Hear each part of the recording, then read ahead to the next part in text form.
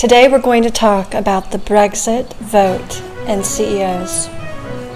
Do any of you buy any of these products? How would you feel if the CEOs of these major corporations started to tell you how to vote?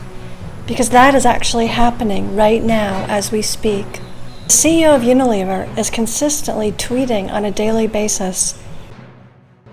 My name is Sandra Rupp, and I was placed on the Thinkers 50 Guru Radar list for the world's top business thinkers. But I believe that the political realm, the religious realm, and the business realms are three very different areas, and they shouldn't tell each other what to do, and I feel really strongly about that.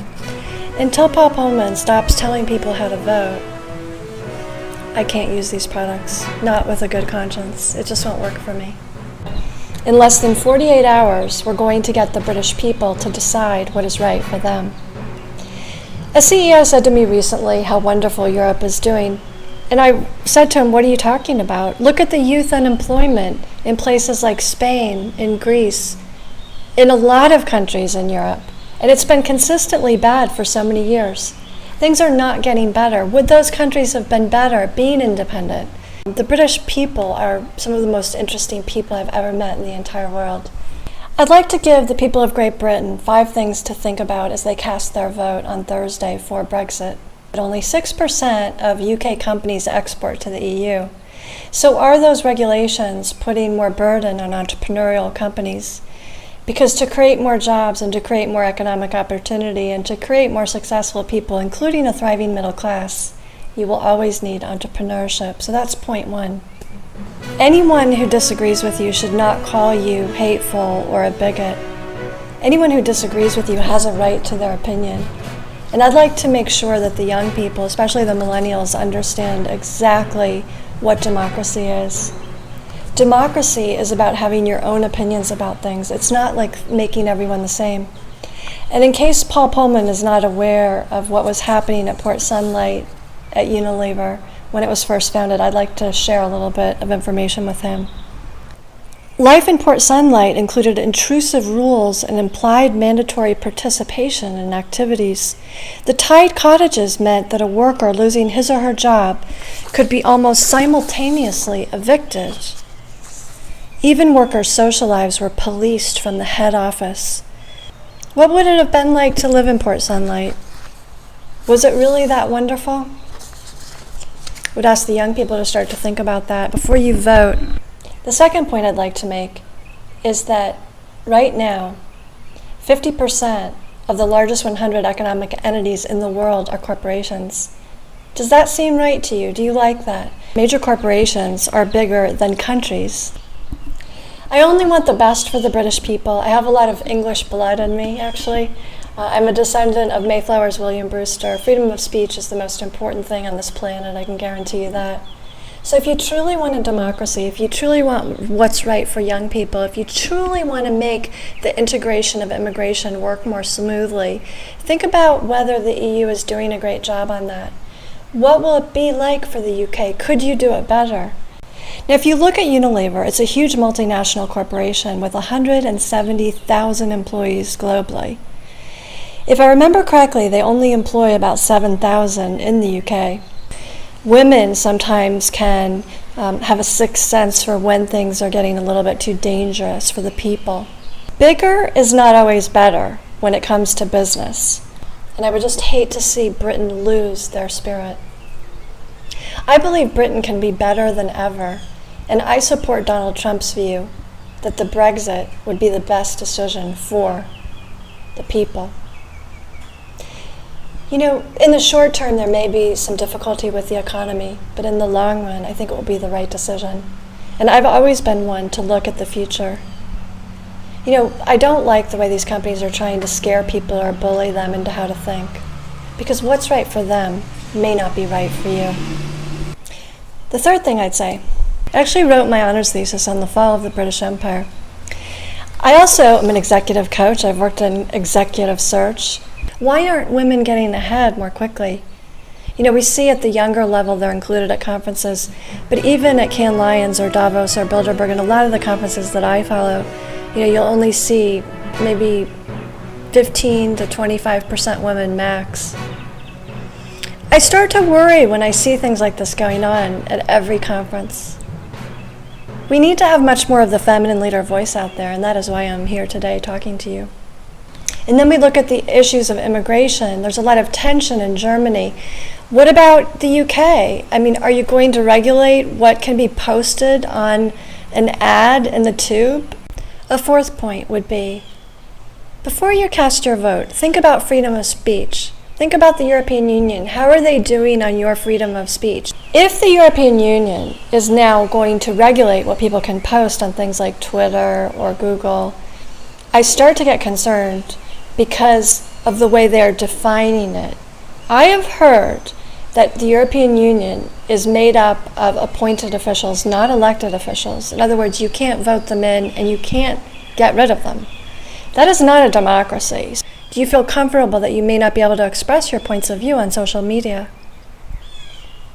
And lastly, think about British history. Think about how wonderful and strong the British people are, the character of the country, and how amazing you can be. I've even seen Sir Richard Branson tweet about Brexit lately, but the reality is he lives on Necker Island. You know, Winston Churchill said, if Britain must choose between Europe and the open sea, she must always choose the open sea. William H. Lever stated, a good workman may have a wife of objectionable habits, or may have objectionable habits himself, which makes it undesirable for us to have him. Just be sure, employees of Unilever, that you are not being turned into a community of people who all think the same. Because one thing that I learned at the top business school in the world 25 years ago is that diversity of thought is what creates the best decisions. When you are in any meeting with any group of people, the group of people who is allowed to express all of their opinions will make a better decision than any one individual in that room. So if you are trying to make everyone think the same, you are actually squashing innovation. And I've learned in the past that the only way that I can get Paul Pullman to do something is to threaten to not buy his products. And so I have to go down the threat path, just like these male CEOs. But at the end of the day, I think we have a mutual respect for each other, and I think he really likes a lot of my opinions. I mean, obviously he's acted on pretty much most of them, whether it's redoing the Axe ad strategy or improving the Dove ads with Love Your Hair, or whether it's helping the people in Kodai Canal. You know, we've come a long way with Paul Pullman. Nothing can be better than a business governed by conscience. You know, I don't like the hashtag collective action. It actually sounds kind of scary to me. I've told Paul Pullman that I would like to change that. That is not real beauty. You know, sustainable living is one thing. Collective action almost sounds like communism. Lever soap? Goodbye. Lever soap is a lot cheaper than Dove soap. I just like, you know, Paul, that's a gender issue. I don't think Dove should be so expensive. Lipton, sorry. I was looking forward to that. Hellman's with olive oil mayonnaise. Sounded kind of interesting, but you know what? I don't really like mayonnaise. Too fattening. And this, the piece de resistance, the Tresemme hairspray, which all of you know I love my hair. But at this point, Tresemme has to go too. Goodbye.